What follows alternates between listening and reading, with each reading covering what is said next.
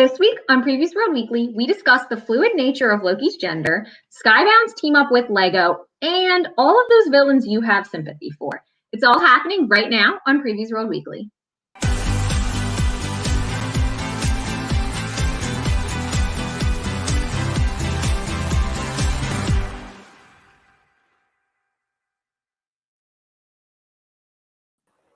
What's up, Previews World? It's Wednesday. It's New Comic Book Day, which means it's time for Previews World Weekly. I'm one of your hosts, Troy Jeffrey Allen. I'm your other host, Ashton Greenwood, aka the Duchess of Free Comic Book Day. Weekly reminder, August 14th, mark your calendars. Free Comic Book Day is coming in hot. We're getting there. The site's starting to fill up with new content. If you want to check out some interviews, look at some preview pages, or just see the full list of books, there's 50 titles. You can head to freecomicbookday.com and get extremely excited. There's a lot of good titles this year. All right. And also, I want to let people know, not even a reminder, Pullbox is here, guys. It's happening right now. And I just want people to know it went live on June 7th, so it went live this past Monday. We've got something like a couple of hundred consumers already logging in, already playing around with it, typing and punching in and trying new things. I just want to say, if you're a comic shop and you're not using Pullbox, and I run the social media for Previews World, I see people's comments and the reasons why they're not doing it and whatnot, and you have valid reasons. I'm not going to validate all your reasons, but this thing is actually, Pullbox is meant to empower you as a consumer, is meant to empower the retailers, is meant to empower the creators, and that's the whole point of it, is to make life easier so that people can get what they want when they want it. And we can kind of push aside the old days where it was punch in the diamond code and fill out the little paper sheet on the front book, and or fill out the entire consumer previews if you need to, order form or whatnot. You can just do it with a few clicks. So basically, we've caught up to at least 2017. But it's cool, and people seem to seem to enjoy using it. And I've heard stores say that they actually are getting more customers because of it, which is great. Check it out. Retailers, consumers, creators, all of you, check it out. Jody Hauser, who writes Stranger Things and a lot of other books, of course, she posted about it like a couple of days ago. And, I told her, I was like, hey, look, you can just type in your name and get everything Jody Hauser, from here to eternity, literally, because it's going to show you the stuff she used to do. It's the stuff she's currently working on, and the stuff that's coming out 2 months from now. So it's a great tool, not just for buying, but also for wish lists and databases and just kind of keeping track of your favorite creators. So yeah, Pullbox, previewsworld.com/Pullbox. Check it out. Ashton, what's going on in your world? You wanted to talk about something I thought was pretty interesting. Yeah. Okay. So earlier this week, ahead of Loki dropping on Disney Plus today, which if you've already seen it, I'm very jealous of you. I haven't gotten to watch it yet. Oh, man. I don't like to watch. I don't know. I didn't want to watch it first thing in the morning because I felt like I wouldn't be very alert yet. So I'm waiting until later today. Tom Hiddleston and a few other folks associated with the show came out and said that this will confirm Loki in the Marvel Cinematic Universe as gender fluid, which is awesome because he's always been gender fluid in the comic books. And even Hiddleston mentioned in an interview, going back through his character as part of Norse mythology, he's always been gender fluid. So confirming that in this is really cool. And it just is an extra step in terms of representation. And it's great that it's happening during Pride Month too. That's super cool. Yeah. Right. Yeah. And this isn't I know people gave Marvel flack for one of the directors of Endgame saying we're going to have our first gay character. And it was kind of just like a little throwaway scene by a nothing character. It was actually one of the directors who played the role. But this isn't that. This is actually them kind of leaning into it and celebrating. I actually want to ask you, and hopefully I'm not setting you up too much here, but what does it mean to be gender fluid exactly for those watching at home? Can you give us a little bit of a small education real quick? Sure. I'm sure that I'll stumble over this and not get it quite right, so you'll have to bear with me. But it basically is that you're not identifying either way with the performativity typically associated with being female gender or male gender. You're not picking a side. You're kind of moving fluidly, to use the word to define itself, back and forth between those things. So you're both and neither, for lack of a better explanation. All right, no, hey, do you, boo? Right? That's how it works. No, I mean, look, Loki's been a frog. He's been a woman, in the comics. Why not? whatever. I'm sure there's somebody who's shaking their fist right now, but like this has been long established. It's nothing new. Truthfully, I would actually point out that we just didn't have a term for it when they switched Loki to a female, like about 10 years ago in the comics, so now we do. Me personally, I'm I'm learning a lot, especially because this is Pride Month, and we're going to talk about that a little bit more towards the end of the show. I actually am planning a new X-Men roundtable next week, and Grant Morrison, who I've talked about on the show a number of times, one of my favorite writers. People have been saying a lot lately that Morrison has come out as non-binary, and so I've gotten an education on. I've had to get an education, ask some of my friends who know these things in and out, or at least are still trying to, or at least better educated about this than I am, what that means exactly. So, I'm not going to ding anybody on the brown table for not using the proper pronouns, because Morrison himself didn't. See, I just did it right there. Morrison didn't specify the preferred pronouns. And also that's going to bring the conversation to a halt. And I do want to just have a free flowing conversation. But it's never meant to be disrespectful. And we're all learning and we're all adapting. And even my friends who are part of the LGBTQI plus community, we're just sort of I'm learning too. And I was it made me feel a little bit better about that. You know what I mean? It's it's part of a process. So just wanted to throw that out there, just before the hate mail comes. Right. Let's do a little bit of new releases. So we told you guys about Pullbox. Now we're going to show you what you can get from your local comic shop. And if you had been one of the beta testers for Pullbox, maybe used it to get a couple of these titles. So let's go. Here's what's at comic shops this week.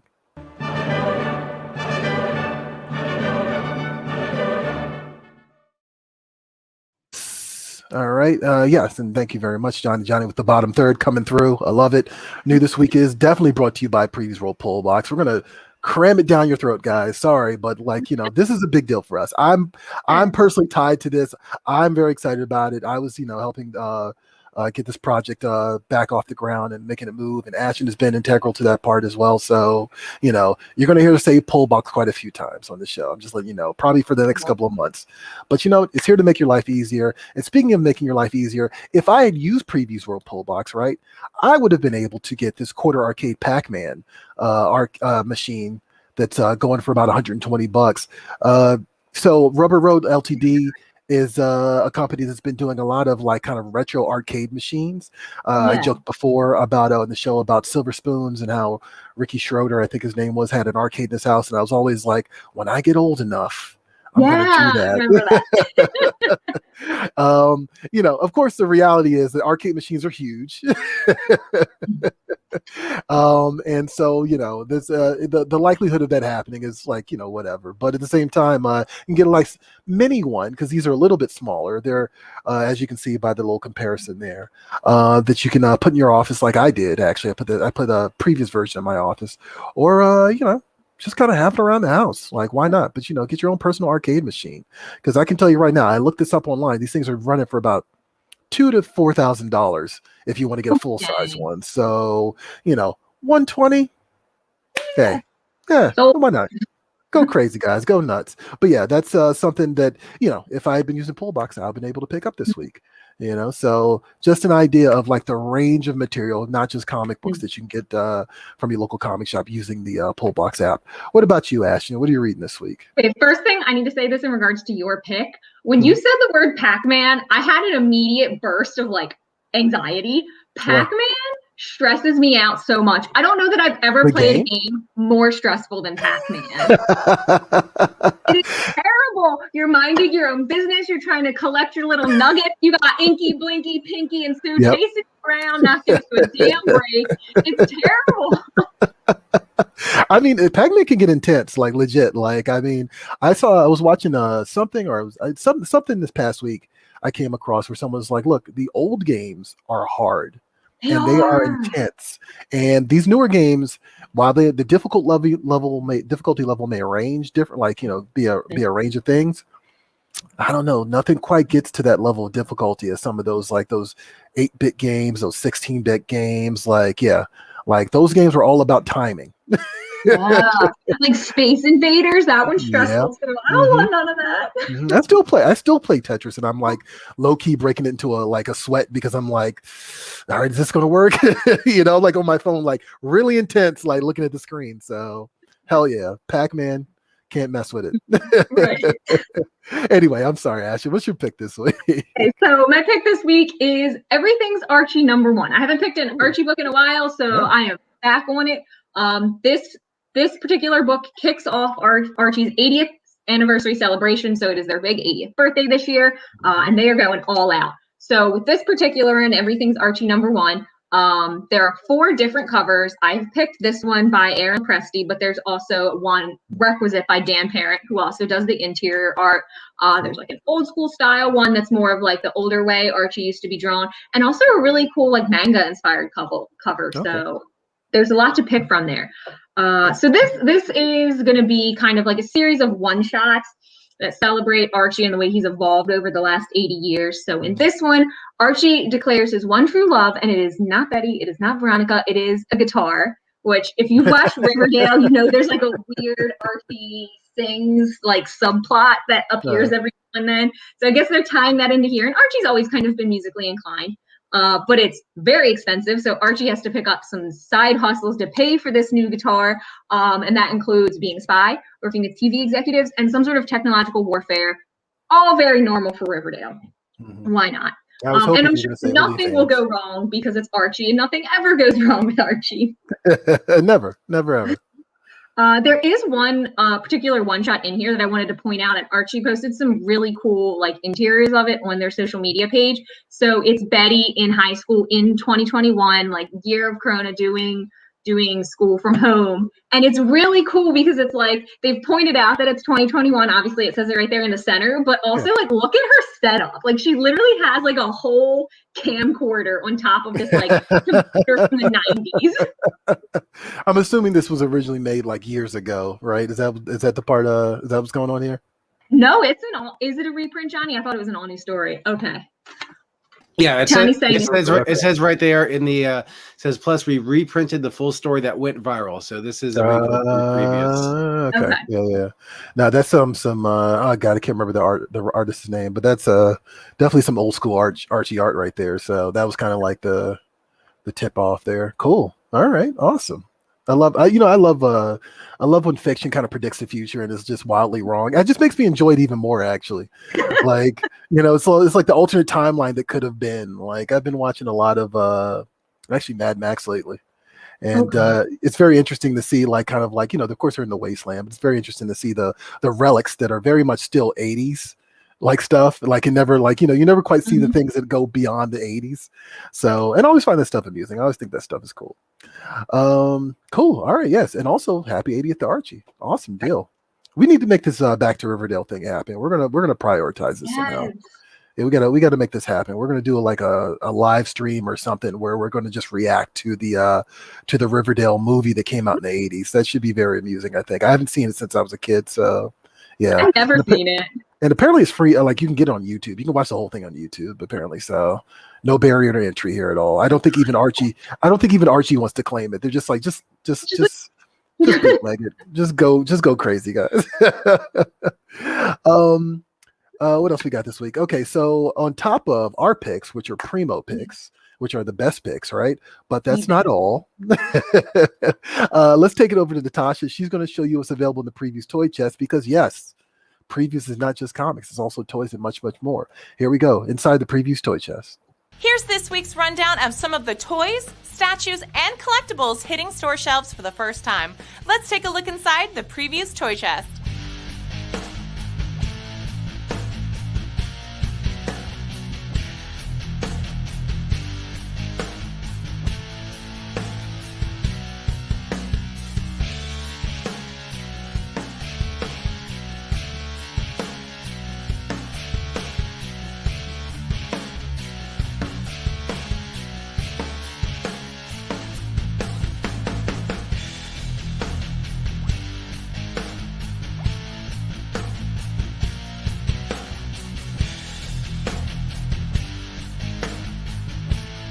Be sure to check with your local comic shop for availability. And to see more, head over to PREVIEWSworld.com/toy-chest. There you'll feast your eyes on more hot new collectibles. All right, that's just some of what's available at your local comic shop today. Of course, you can always find everything, and there's so much more. I can't reiterate this enough. There's so much content, so much just new things that you can look at, and so much eye candy. All you got to do is go to PREVIEWSworld.com/new releases if you're looking for this week, or PREVIEWSworld.com/catalog if you're looking for what you can pre-order now. And of course, it's all powered by Pullbox. So there you go.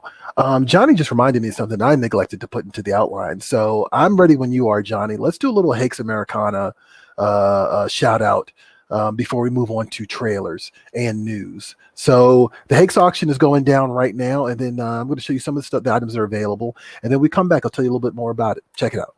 This episode of Hakes Auctions is the premier source for all manner of Americana and collectibles, and auction number 232 is now open for bidding. Here are some of the amazing items that you can find over at Hakes.com.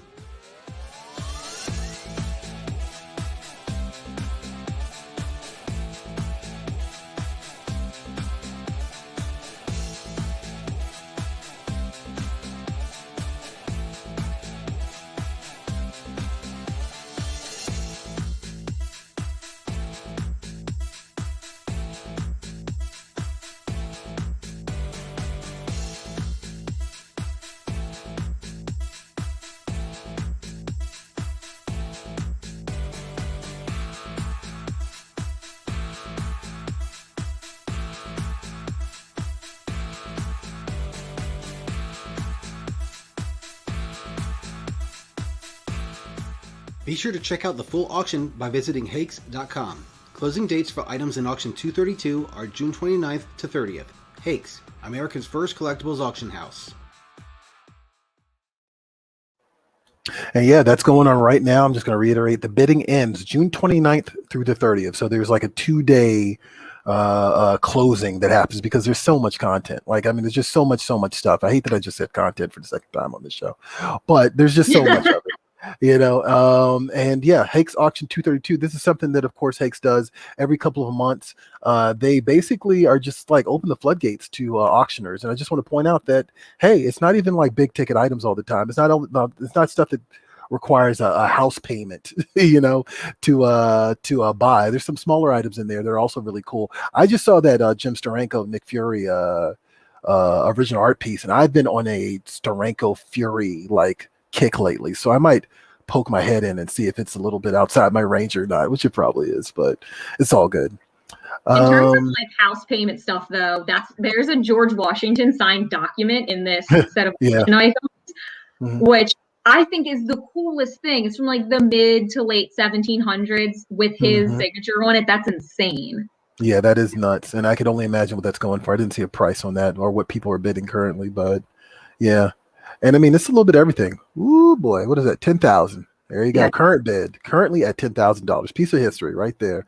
And yeah, it's political. It's political memorabilia, sports memorabilia, and of course toys and comics. So yeah, if you're feeling froggy, and you wanna own something that gives you the ultimate in bragging rights, definitely check out Hakes.com. Please do check it out. And we'll give you some more reminders throughout the month because, yeah, this thing's going to keep going until the 29th and 30th. So plenty more to check out. Ashton, sorry, I almost burped. I was kind of nervous when there's a lull and then you say my name. I'm like, oh God, I'm like, is he going to ask me? What's going to happen here? Prepared for. I try not to. I think sometimes I'm like, okay, I don't think she was ready for that one. But to your credit, Ashton, you always got some fire, a fire hot take somewhere in there. So, it's always something. A good thing or a bad thing remains to be seen. It's always interesting, regardless. I guess. You want to do news now? You want to talk about what's going on in the comic world? Yeah, definitely. All right, let's do it. Am I going to start talking? I don't know. You lobbed that up like there was going to be a giant graphic and then nothing happened. Oh, no. We probably should do a graphic for news, shouldn't we? We'll get on that. We'll make that work. But yeah, we're just no graphic yet. Yeah. We'll make that happen. But yeah, currently it's just the dead silence between me talking and you talking, Ashton. So what a great graphic to have. What you got? Okay, so Skybound Entertainment has partnered with the global children's book publisher Amy to partnering together with Lego to make branded comic books. We all love Legos. So they'll be doing a series of books throughout 2022. The first one will debut in 2022 from Image and Skybound. And this exclusive partnership with Lego will bring Skybound's slate of properties, so The Walking Dead, Invincible, Ultra Mega, and others, kind of into the Lego universe and vice versa. So that's super exciting. Yeah. I'm very curious if, so we did an article, but the Lego, there's been no reveal of what these books or these potentially Lego figures are going to be just yet, but they're coming down the line. And I'm very curious. I kind of, in the post for this show, kind of joked like Walking Dead versus Legos. I kind of be into that. Do you know how like when the little Lego characters are like, if you've ever like they do this in like Lego Star Wars because Luke loses his hand, like the little hand comes off. They could do that with Rick. You could. That's actually true. You could just pop his hand off. There you go. I love it. And then what's the other one? Who's the kid who got shot in the face by Negan? You can just pop his head off. Yeah, Carl. You can just pop his head off. There you go. There you go. I'm pretty certain Lego's not going to advertise that one. Let me tell you. Anyway, did you want to do X-Men Inferno, or am I supposed to do X-Men Inferno? We have a comment first. Okay, what we got? What's going on? Invincible is a little adult for Lego. I mean, I don't think that's ever stopped Lego before, to be honest. Like, yeah, I don't think so. Like, I feel like they pretty much just scoop up those franchises and kind of just run with it. Like, if it works, it works. So whatever. Yeah, I'm down for Invincible. I'm down for Walking Dead. Like, whatever works. I'm curious, even for the big kids, because the big kids collect Legos too. Believe me. I was gonna do X-Men for you because you are the undisputed X-Men expert. Allegedly. Oh, am I? Oh, God. In my mind, you are. Yeah. Okay. It's all by proximity, right? Yeah, I just want to point out that, it's cool that, I've been following Jonathan Hickman's X-Men since it kicked off. I was really excited about it going in. And turns out that maybe it looks like it's coming to a close very soon. Or not, I shouldn't say too soon, but yeah, it looks like Hickman's leading up to a grand finale. I don't know, I heard a couple months back or a couple of weeks back that Hickman was not doing the new X-Men book. It was going to be Jerry Dugan. And so I was a little like, oh, what the hell? It was just sort of like, what is this about? But it turns out that that's because Hickman is working on X-Men Inferno. Now, if you are familiar with the X-Men mythos, Inferno, there's something that happened before in the late 80s. It was a big event that encompassed all the X books. And this seems to be promising something incendiary that's going to kind of burn away the X-Men this fall. So I'm very curious, and I just want to point this out. Also, good God, man, that Johnny, please go back to that Mark Brooks image. Like, just sweet baby Jesus. That is just killer. Like, just the image alone is just enough to get hyped about it. Thanks, Johnny, because I love Mark Brooks art, always have.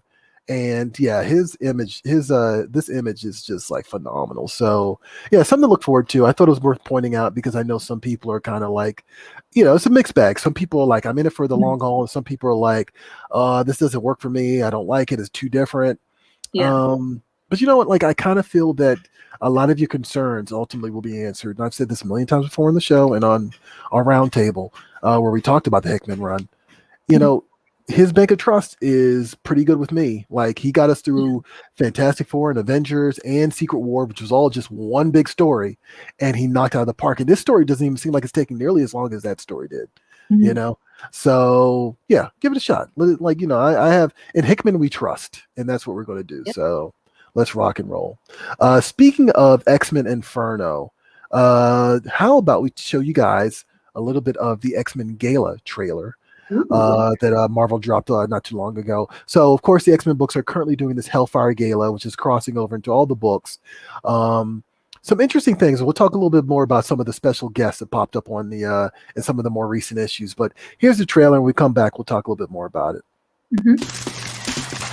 Krakoa's best and brightest are getting ready to strut down the green carpet, boasting the most fabulous fashions the young island nation has to offer. Bold colors match bold attitudes, and powers are proving to be the ultimate accessory. The world is waiting with bated breath as the new team of X-Men nears its unveiling. Plus, another announcement that's being kept secret for now.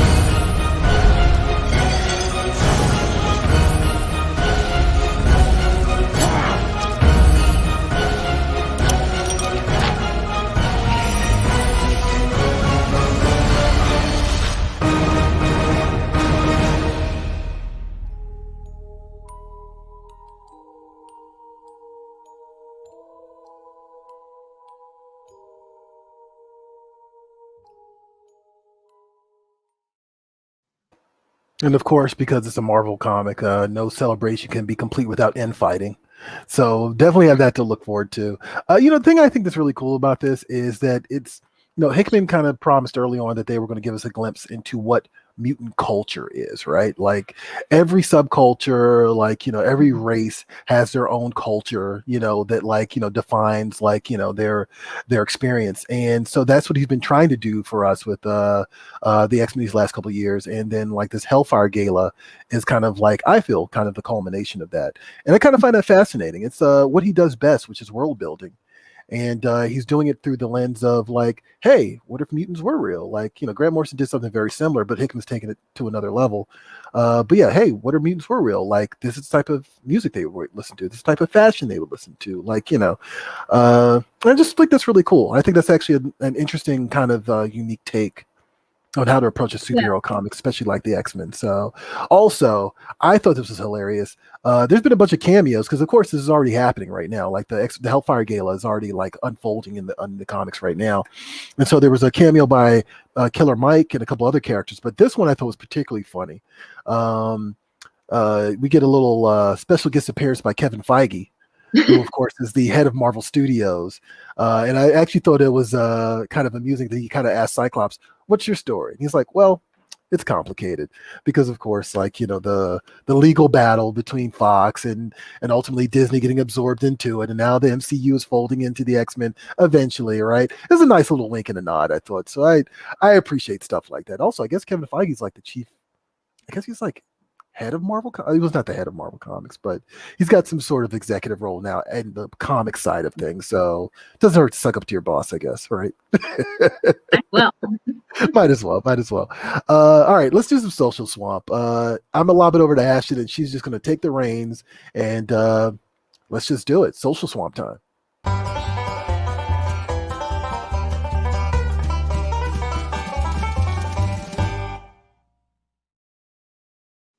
I am very excited for this week's Social Swamp. I think this is a really, really great question. So I'm excited to see what you guys said. We asked you guys this week, what villains do you find yourself having sympathetic feelings toward? And maybe why, if you wanted to get into that. So let's see what she said. Marlene says, Rorschach from Watchmen. Yeah, I know he's one of the heroes, but let's face it, he behaves much more like a villain. That said, I feel sorry for him. He didn't deserve the life he had to endure or the violent way it ended. I actually like that a lot, actually. Rachel says, sorry, go ahead. No, I was just going to say that take. I like that take. Rachel says, Mr. Freeze in Batman the Animated Series, a tragic man trying to do what he has to save his wife, no matter the cost. Yeah. Aaron says, I don't often find myself sympathizing with the villain. Recently, I'd say, in a way, I found myself sympathetic to Omni-Man from Invincible, though. I totally get the struggle with a work-life balance that has a lot of conflicts. Sam says, the Winter Soldier. He was abused, tortured, and brainwashed to do what Hydra wanted against his will. Watching Bucky go from the guy who just wanted to protect his best friend in First Avenger to calling the same best friend his mission in Winter Soldier really hit a nerve. He became like a Bostonian for a second. Avenger. I don't know what happened there. Seven's coming out. David said, yes. Sorry. Prince Zuko from Avatar: The Last Airbender has one of the best villain arcs in modern popular fiction. Even before he is officially on his path for redemption, you can see him maybe heading that way, and you hope he does. Whitney says, Magneto. Guy had a horrendous life and saw history heading towards repeating itself. There you go. That's everything. Vivian says, again, Magneto and Doc Ock, and edit with an edit. I'm a trauma counselor, so I think I empathize too much when there's a good villain origin story. Y'all are giving great answers. Thanks, Vivian. Dan says, Elmer Fudd. Not expecting that. This is actually great. Keeps getting his guns bent, broken, or blown apart, and those are expensive. I'm glad Johnny caught that. I kind of caught that at a glance over the weekend, and I forgot to mention it to him. I love that one. That's perfect. That's hilarious. Uh-oh. The Hamburglar! Look, enough said. He just wants the burgers. I get it. I understand.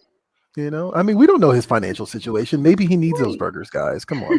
So many other things he could be doing that are horrible. Monkey Jeebus says, I hated the way Dr. Manhattan brushed away Rorschach's life. Yeah, I mean, well, he's on a god level. That's kind of what he does. He should have recreated him without the badness. I mean, no, I think that's totally fair. Yeah, I actually really like the Rorschach answer because I think a lot of people have been I think there's a number of reasons for this, but people have been equating him to some sort of alt-right mentality type of character.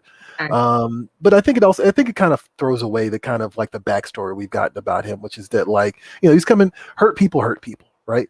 Like that's the angle, and like that's kind of what Rorschach is kind of up against himself when he's pursuing Ozymandias to the ends of the earth.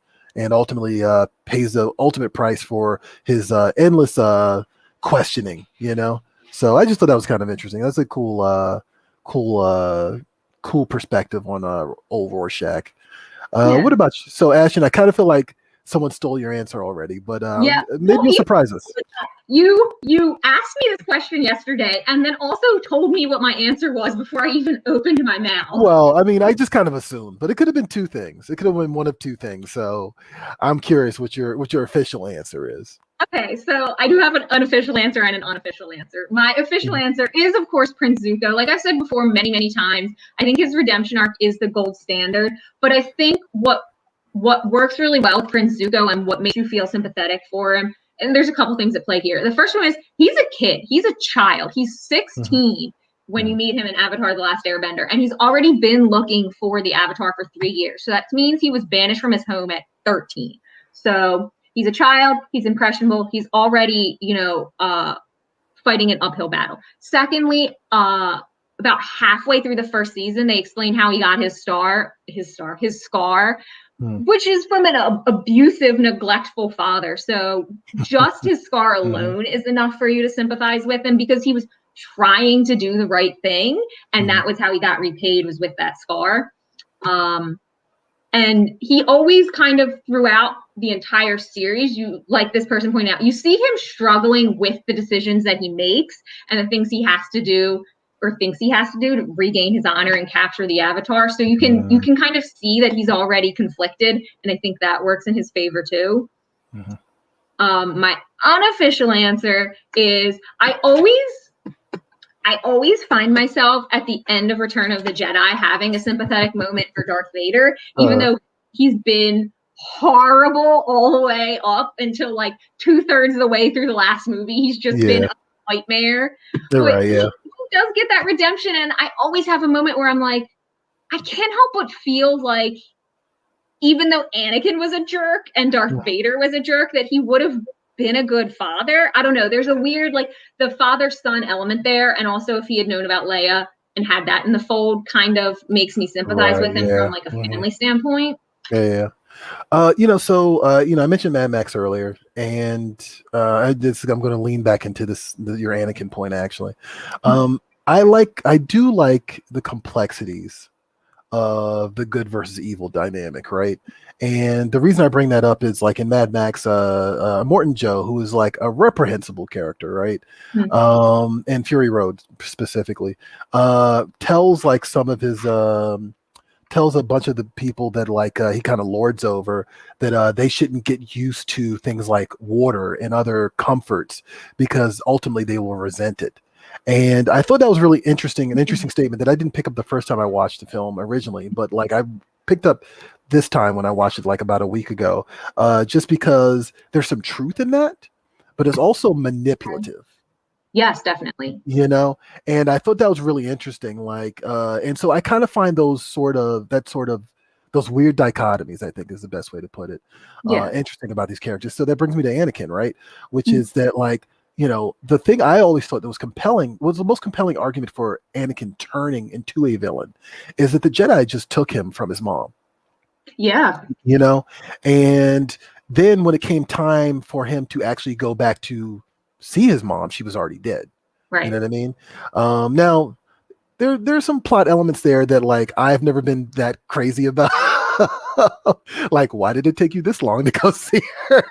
Like, for no, it completely inexplicable. It's not like Obi-Wan was like, you can't go until you're 16. He was just like, yeah, I'll get to it when I get to it. I'll get to it when I get to it, right? Like, you know, it'd been interesting if the Jedi were like, yeah, like barring him, right? Like you said, Sure. But that wasn't really what it was. I mean, I guess you never got that impression. Never got that impression from the movies, right? Yeah. Like, if you kind of get into the lore, you can kind of see, like, okay, maybe that's part of like the Jedi thing, their rules or whatever, you know.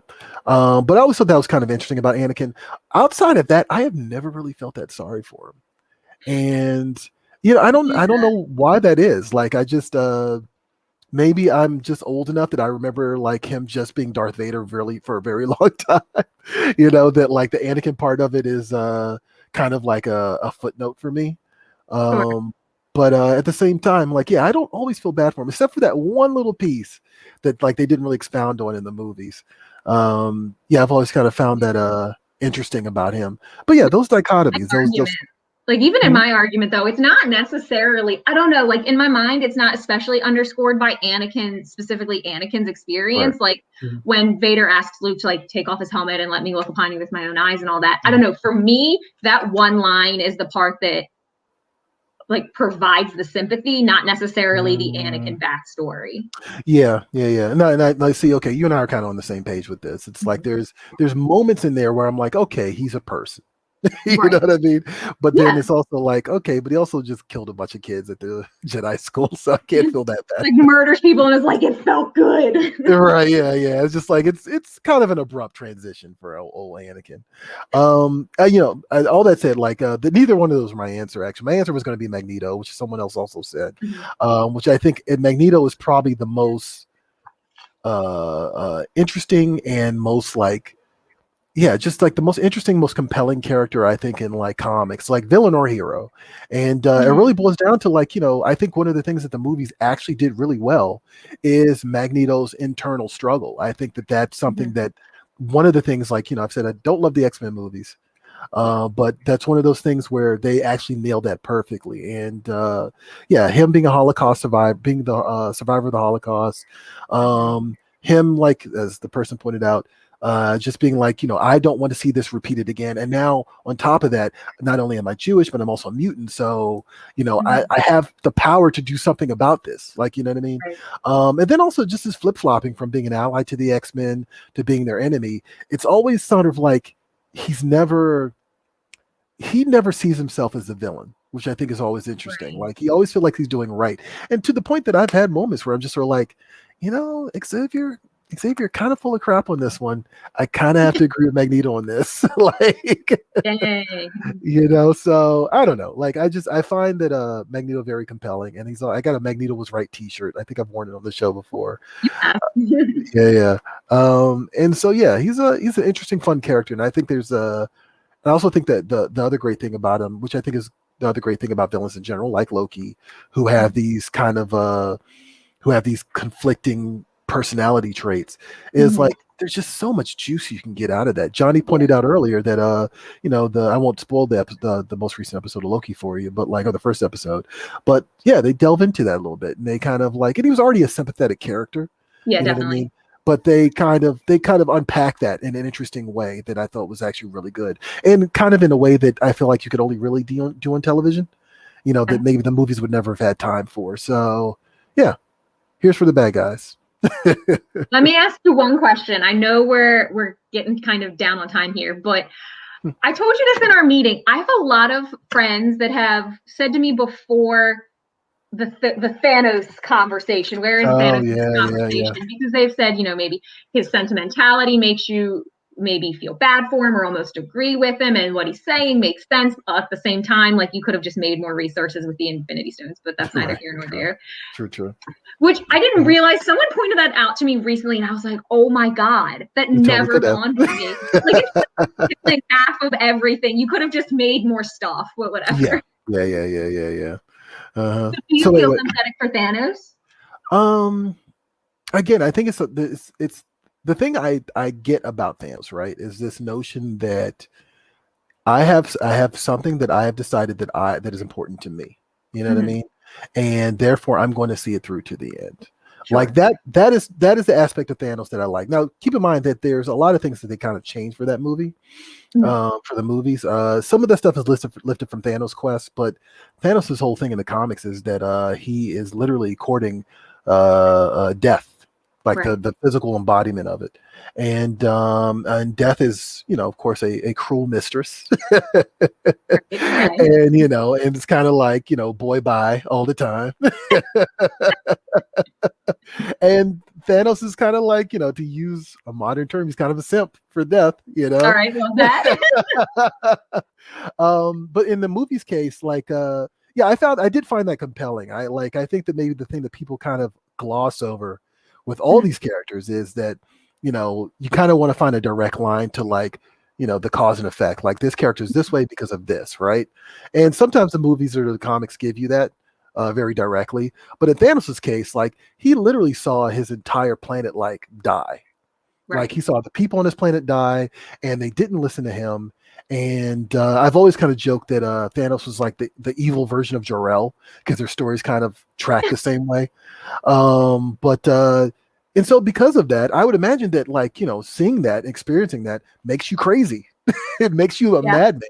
You know what I mean? So I think that maybe applying too much logic to his reasoning is kind of the flaw. You know what I mean? He's, again, we say hurt people, right? Yeah. And that's kind of Thanos' situation. Does it make 100% sense? No, but at the same time, he's also not logical, even though he thinks he's logical. You know what I mean? And he's more in line with I would 100%. He's more in line with a religious zealot, I would say. Ooh, I think it's kind of interesting. And I'll let you chime in, Johnny. But watching this most recent episode of Loki, that actually comes up. They hinted that a little bit. I think, at least maybe that's what I caught from it, which is that Loki kind of bought into the doctrine of Thanos. Right. Okay. At a time when Loki was most easily to manipulate. If you kind of look at the track of things, he found out that he wasn't the son of Odin. He hurtled down into the abyss, and then he came out of the other end of the abyss and found, according, from the logic of the movies, he found Thanos. You know what I mean? Thanos gave him the scepter. That it's go attack New York and get me this other Infinity Stone, but I'm not going to tell you this is an Infinity Stone. Right. And so that leaves I think that puts Loki in an interesting position, and also puts Thanos in that kind of characterizes Thanos very specifically. Right. And so of course all his minions all follow the doctrine of Thanos on top of that too. So it's interesting. I think it has some layers that maybe people don't always unpack. Johnny, you want to chime in? What you got to say? Yeah, real quick. I was scouring through the social medias, and I saw someone post something that I had never actually thought about in terms of Thanos. They said, what if Thanos had gotten snapped away when he was part of the half of the living creatures in the universe that got erased? And what if he knew about that? That was possible. That was a possibility. All right. And like that just like further strengthens his resolve in terms of like how far he was willing to go, what he was wanted to do. So did you send that to us earlier? I feel like I actually saw that somewhere this past week. Maybe I don't think I sent that to you. I think you might have seen the same thing. Okay, cool. Yeah, I mean that is a possibility. Like, again, it's like, it's some of it's headcanon, right? Yeah. But I mean, it's also it's an interesting argument that you can make there. I mean, you could also make the argument that the wielder of the Infinity Gauntlet or the Infinity Stones is the person that's going to be protected from all this. Who knows? So. Or that if you could change your own reality with it, that you would make sure you weren't part of that half. Also true. I mean, he also had a retirement plan already, so maybe that's a good way to put that. Right, he had a retirement plan, so it's a very strong possibility that he knew that he wasn't going to disappear. Right. But yeah. Anyway, yeah. Thanks for giving us some sympathy for the devil this week, guys. It's an interesting conversation, always fun. We try not to get we try not to get heavy every week, but this question though, like this was a really good one, and I think it's interesting because people always think of things from different perspectives just by virtue of being different people. So I always walk away with like wow, I never thought about it like that moment. Yeah. Actually, that's one thing I love about these things. Like 100% is like we get these kind of just random kind of flight of fancy type questions we throw out there into the internet, and it's kind of interesting to see, like no one's thought about these things more than nerds, right? Right. I think that's definitely a thing, and so like to see how different ways people unpack it. You're 100% right about that. It's always interesting, compelling, and it kind of gives you something to reconsider on the second read, which is why we talk about this stuff in the first place. I know some people are like, oh, this is all made up. Who cares? But I mean, it's interesting because it's still art. There's still stories. They're still told by people, and those people have something to say. So cool. Yeah, thanks, guys. I appreciate all the thoughtful replies. And actually, I do recommend that you go to Free Comic Book Day's Facebook page if you're bored, or if you just want to slack off at work for the next 15 minutes. Just scroll through the comments, and you'll get some pretty interesting responses. Like, there's some good ones in there for sure. Do we have a poll this week, Ashton? We do have a poll this week. All right, what we got? This week's poll is about horns and bad guys. So, okay.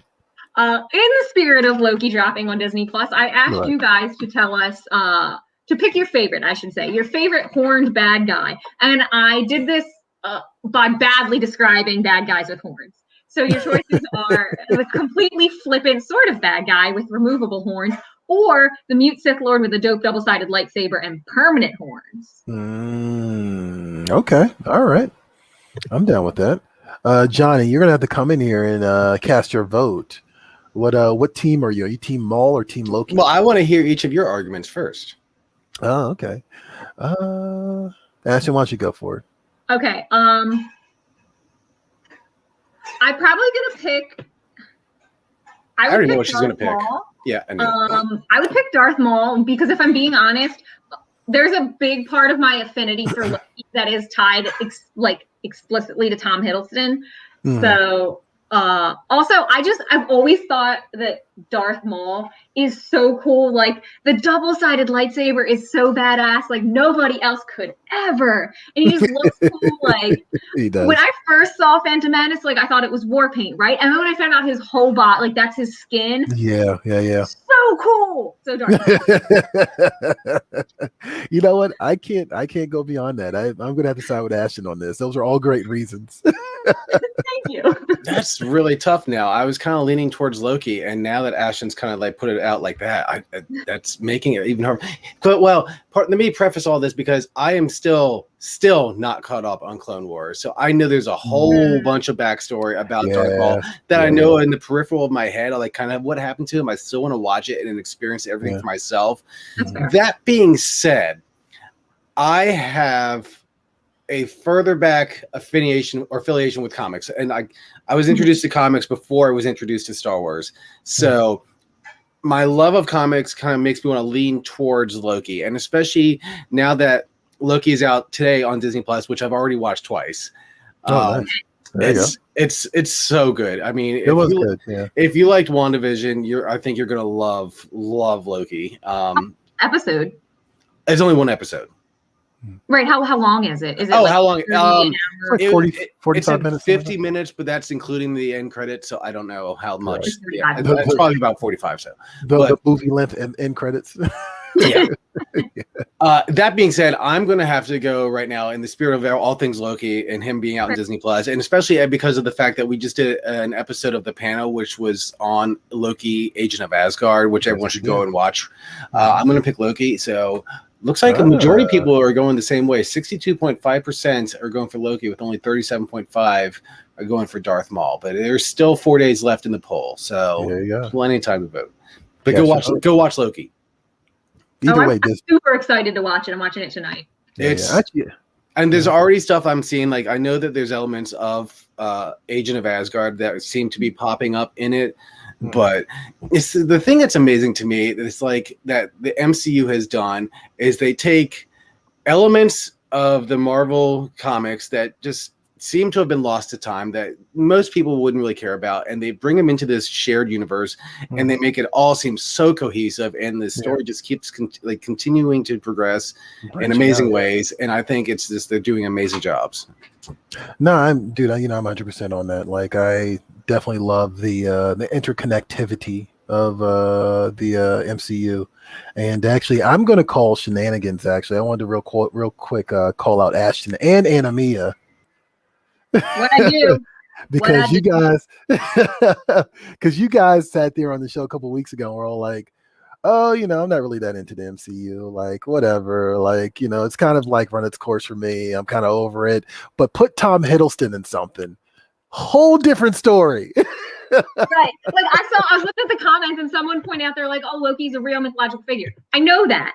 But like I was not especially familiar with Loki beyond him being the god of mischief prior to Marvel being like, well, what if we did this but with Tom Hiddleston? And now I'm like, I'm into Loki. No, it's good. It's good. What's weird too? I realized the other day, I was like, I've seen him maybe in 2 other movies. He's in Warhorse, the Steven Spielberg movie, for like a hot second. And he's also in this movie called High Rise, which was really weird. So I don't know if you're needing more Tom Hiddleston, go check those 2 out. Like, he's in Warhorse for like maybe not even like 10 minutes, and he was already like a big deal at that point. And in Kong Skull Island, that's right. I completely forgot about Kong Skull Island. That's right. Bigger, that's what it is. Yeah, that's what it was. But yeah, also, and then High Rise, he's the main character in High Rise. So yeah, check it out if you're curious. If you need your Tom Hiddleston fix, I know that you and me are not alone. Nerd actors doing other things. I recently found there is a hilarious rom-com about warring like pizza restaurants in Little Italy that stars Hayden Christensen. Oh yeah, there is. Oh wow, that came out like. Was it before Star Wars or while he was making Star Wars or something like that? No clue. I just like stumbled upon it. And I was like, this is such a specific plot. It is. Yeah. Oh man, I can't remember. Johnny, if you can remember what that is, let us know. Or if you can look up it on IMDb. It's just called Little Italy. Okay, there you go. When did this come out? From the director of Miss Congeniality and How to Lose a Guy in 10 Days. So this might have been. It's not 20. No, what? Recent. Wow. So I guess he's just gonna not age. I mean, that's okay. Yeah, I mean, good for him, right? Right. That's interesting. Okay, I thought it was like, yeah, all right, 2018. Wow. All right. Hey, go for it. Do you, and Christensen. Do you. Let's do our comic shop shout out so we can moonwalk out of here. Help, Johnny. He told me that it was changed from what I had written down, so I was like, just whatever. Okay, this week's comic shop shout out comes from Drew Hamilton, and it goes out to the Deep Comics, Games, and Toys in Huntsville, Alabama. And Drew says it's a wonderful place with a great staff and great selection, and he's been shopping with them for over 15 years, which is amazing. So we'll show you some pictures from that store at the end of the show during the credits. And if you want us to shout out your shop on the show, find us on social media, tag your shop. If they don't have a handle, just leave their name and use the hashtag #SupportYourLCS. We will find your post, shout out your shop, and give them some love. All right. And we did mention that it is indeed Pride Month, if you haven't noticed yet. It's funny. I saw somebody had made a bunch of like the the movie Evil Corporations, but celebrating Pride Month. Okay, It was very amusing, actually. I got to be honest. And actually, I think there might be a more of a commentary there. Sure. But that said, you know what? We're going to be a corporation, a part of a corporation that are going to talk about Pride Month real quick. So, every June,